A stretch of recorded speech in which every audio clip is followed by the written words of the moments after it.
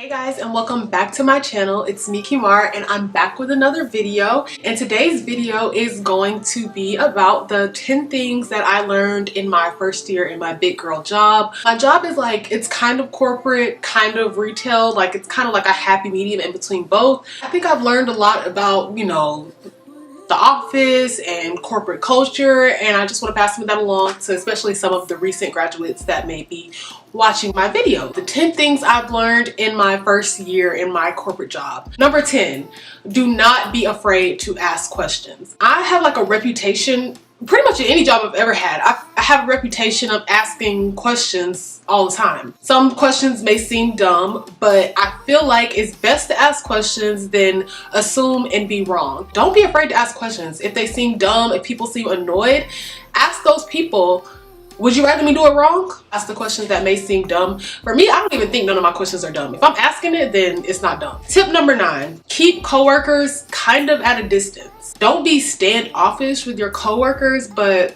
definitely don't like go all in making besties within the first couple of months, because you really don't know these people, and the only reason y'all are even together is because you work at the same place. Y'all didn't like take a compatibility test. Y'all didn't become naturally friends. Your coworkers. So keep it that way and keep that boundary. It can blur lines in the workplace when you're too close with your coworkers, so keep them at a distance until proven otherwise. Tip number 8, develop your own way of doing things. That's not me saying like don't follow the procedures at your job. If you work best in a certain way, implement that, incorporate that into everything that you do. Sometimes people will take stuff that you do and make it a part of their process or make it standards. It doesn't have to be for everybody, but as long as it gets the job done and it gets done correctly and quickly, don't be afraid to just go take your own path. Tip number 7 is routines form habits. This is not even so much to do with your job,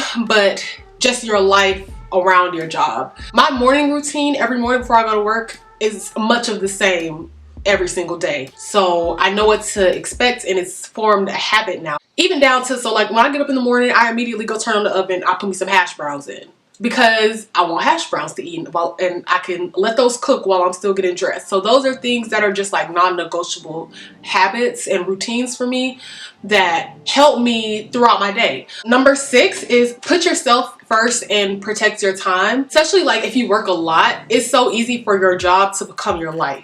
But your job is not your life, and your job becoming your life is how I'll speak for myself. That's how I get burnt out and I want another job, because I can't take all that home with me. By put yourself first, I mean exactly what it sounds like. Before you do something for your job, if it's not a requirement, if it's not a task, something that you've been tasked to do from your boss, think, do I even want to do this? Self-preservation is the goal. The company is going to be there after you die. And that's in everything in life. Put yourself first. Nobody else is going to do it. Nobody's going to put you before them, and the company's not going to put you before the profits. Number 5, learn how to articulate your thoughts. And I even struggle with that sometimes. Like, I can't find the word. If it's ever written communication, I don't have any problem articulating what I'm trying to say, because this tip, I put a slash next to it, Google. If you're like, I don't know this word, I'm thinking of this word, I'm thinking of this synonym, go look it up. There's too many resources out here for you not to be able to articulate yourself, especially through like text or email. Learn how to articulate your thoughts in a clear and concise way so that people never misconstrue what you're trying to say. Extremely important, especially in a corporate setting, because you do a lot of typing and texting to people, and whether or not they can't read your tone, that's between them, but they need to be able to understand the words on the paper. It needs to make sense. There needs to be subject verb agreement, that type of thing. Number 4, utilize your time outside of work wisely. I think working full-time, like I've never worked full-time really besides now, and that's a lot of your time a week. Especially I work a really weird schedule where like I'm at work all day. You have to protect your time outside of work, which means doing things you want to do outside of work. So for me, it's like my YouTube, my Kimar behind the scenes stuff. That is something that I enjoy doing outside of work. It's also one of the things where I keep my coworkers at a distance, because I don't really tell them about this stuff that I do outside of work. I've seen TikToks and stuff about this, but really like don't let your day start with work and end with work. Do something for yourself so that you're not like all you do is go to work and go home and go to sleep and get up and go to work and go home and go to sleep.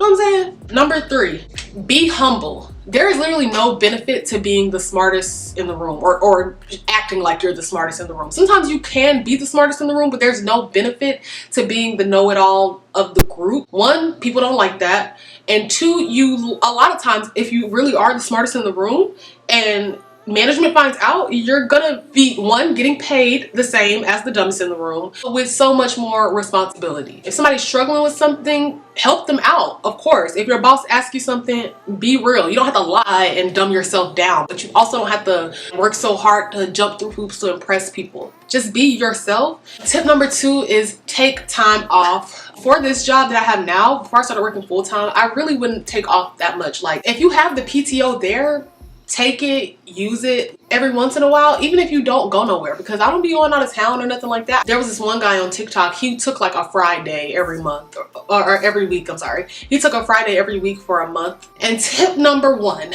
last and final tip, and for me the most important, do not tolerate disrespect. And so this can unfold into a lot, but I'm talking about from coworkers, I'm talking about from customers, I'm talking about from management, I'm talking about from whoever. Haven't always been the type of person that can stick up for myself right when something happens. It took a lot of me going home with stuff on my chest. To me, that's worse. And this also ties back into the learn how to articulate tip, because there's ways to respectfully check people. I'm talking about in life and in general and as an adult. Sometimes people, when they come at you or they disrespect you, the message of what they're saying may be right. Like, they may be in the right, but the way they're saying it is wrong. And you check that too. In any environment, you will never truly be comfortable if you allow people to disrespect you. And then I have one last tip. I don't know why I didn't include this, but I just thought of it right now. So a bonus tip, know why you're there.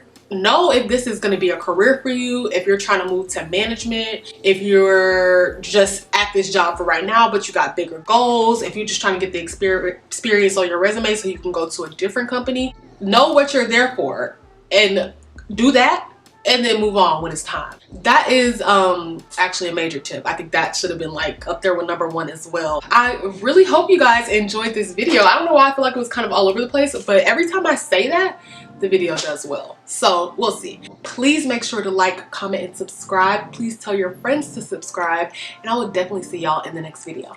Bye.